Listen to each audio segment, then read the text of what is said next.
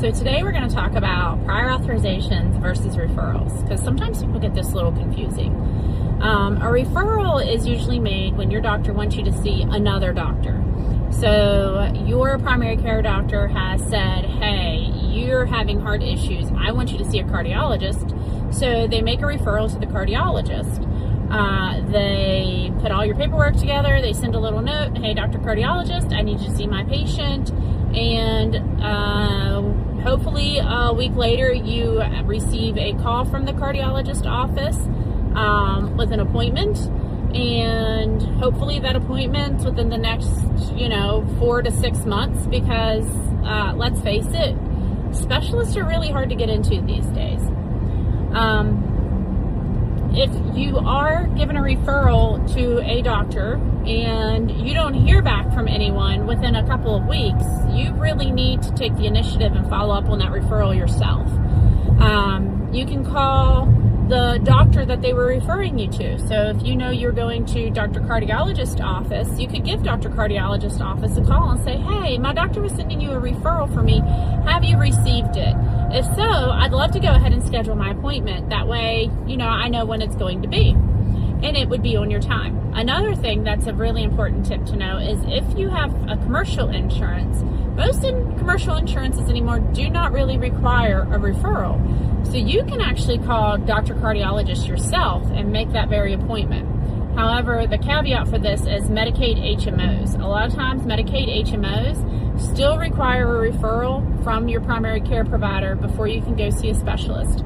So I would recommend that you ask your insurance company, do I need a referral from my provider to go here, or can I call and make the appointment myself? There are also some doctors, again, who require a referral from your doctor before they will see you. These are far and few between, but it does happen.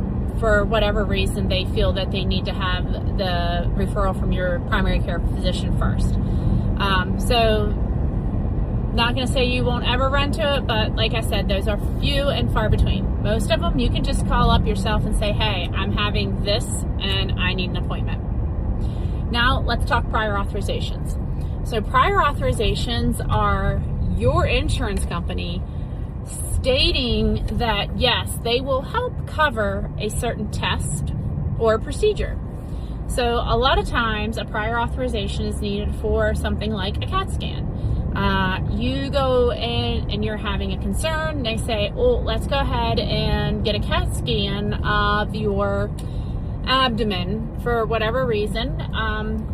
If it's not emergent, you're going to have to go through the prior authorization process. And here's the thing. It can take 2 weeks. So if it's not emergent, expect to wait. If it's emergent, you shouldn't be at your primary care doctor getting it taken care of. You should be in the emergency room. So you went to your primary care doctor. They want you to have something done. It's non-emergent. So now they have to send in a prior authorization.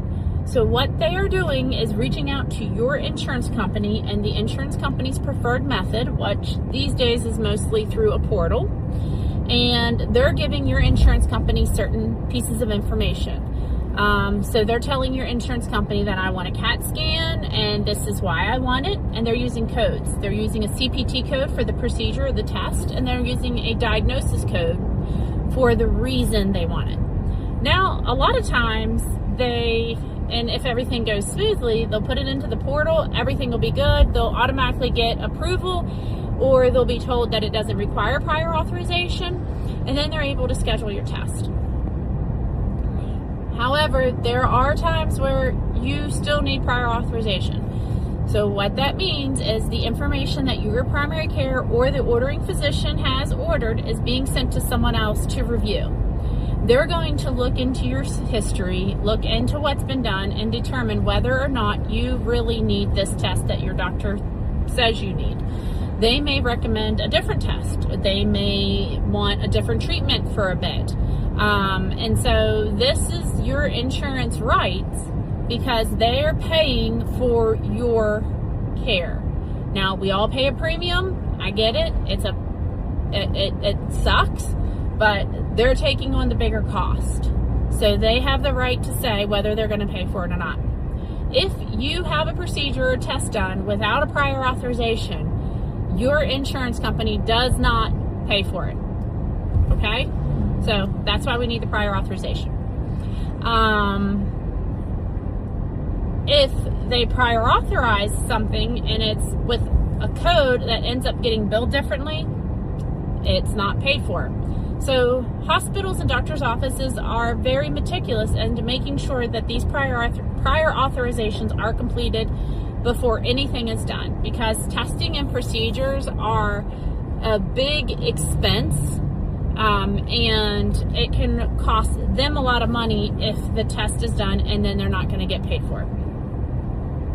Now, there are times when you should question your prior authorizations, and you should question if something is denied. And one of these examples is Dave, early in his cancer treatments, actually before his first dose of immunotherapy. I received a call from the facility that he was going to, and they said that they weren't going to be able to do his chemo the next day because our insurance had not yet authorized it. We had good insurance, and there was no reason for them not to authorize a standard immunotherapy for cancer. So I called my insurance company up myself, and I'm like, hey, what is going on? Why are you not doing this? And the guy on the phone was like flabbergasted. He's like, I don't know what they're saying. He said, we never require authorization for any cancer treatments, chemotherapy or immunotherapy alike. There's no reason for them to be saying that it's not approved. So I called back to the office and I gave them, having known what I knew, I gave him the J code or the CPT code that was associated with the drug that he was going to be receiving. And I gave him his diagnosis code that I talked to his insurance company about. And I said, you know, the insurance company says there's no reason this is denied. They're not sure what's going on, but 100% no prior authorization is needed. They cover it. Don't worry. 10 minutes later, the poor nurse calls me back. And she said, I'm so sorry, but that code you used, and it was J whatever, and it was for Keytruda. And they said that the prior authorization specialist told them that that was the wrong code for Keytruda. And I was really taken aback because I'm like, wait a minute, no, it's not. Like, I know what a J code is. I know these things. You know, I fortunately was not ignorant of this process. And I said, there's no way, you know, what are they using? And she said, well, the code that they said was, and though I can't remember the exact code, it started with a C, and I knew immediately that that was the diagnosis code for his cancer. So the prior authorization specialist was flipping the codes, and the code that she was putting in asking for a prior authorization was not even a procedure code. So she was never going to get back from that portal that it was authorized because it wasn't the right code for any of it to begin with. I said a few nice words to the nurse, who, it was not her fault, you know, and I was very nice to her, and I pretty much said, look, give her my phone number, your prior authorization specialist, tell her to call me. I'll tell her how to do her job because this is what she's done wrong. I'll see you tomorrow morning at 9:30. The scary thing is when we got there at 9:30 the next day, the doctor was just so happy that I had figured it out and that he was able to get his cancer treatment, because so many patients are denied their chemotherapy. So it makes you wonder, are you really being denied, or is the human error of making an issue? I even was fortunate enough to go to a meeting about a year ago before I left work, and was talking to some of the insurance companies and said, you know, a safeguard you need to be able to put into these portals is saying, hey, this isn't a code that is associated with anything. Like, so that way, if this were to happen to someone else, they would be able to say immediately, you've got the wrong code, instead of just going off of, oh, it's denied or it's not being prior authorized. So I guess the whole point of this video is prior authorizations are mandatory. And most of the time, if you truly do need the test, you're going to get it, or the treatment. Another example of people who had us prior authorizing everything was the Ozempic Wegovy, Mounjaro, whole thing, when it first started blowing up. First time insurances were paying for it for weight loss, and then it got too expensive, and then they decided they weren't going to pay for it for anything but diabetes, and everyone knew they weren't going to pay for it for anything but diabetes, but people would still come in and say, I want Ozempic, and then we would tell them that it has to be prior authorized, and they probably weren't going to get it because they don't have diabetes, and they say, well, I want you to try anyways. And of course it was denied because they weren't doing it for anything but diabetes. So that's an example of when you really will be denied. But yeah, so key takeaway, make sure you know your plan. Make sure you can even call and ask them yourself. Does this need prior authorization? I need to know this. Have a conversation with your insurance company. And if something is denied, don't be afraid to pick up the phone and ask your insurance company why. I have another story I could tell you at another time about something they kept telling me they weren't prior authorizing. And it ended up being another issue. So go ahead, get to know your insurance company, and know that a prior authorization is an approval to have a test or procedure done. It is not a guarantee of payment or benefits, but it gives them a better chance of paying it than if you don't have one, because then they won't pay for it at all. And then a referral is when a doctor says, hey, I'm going to send you to another doctor, like Dr. Cardiologist, and they're going to help with the heart issues. And then there's one other thing. So I know a couple pharmacy techs, you probably know the ones I know.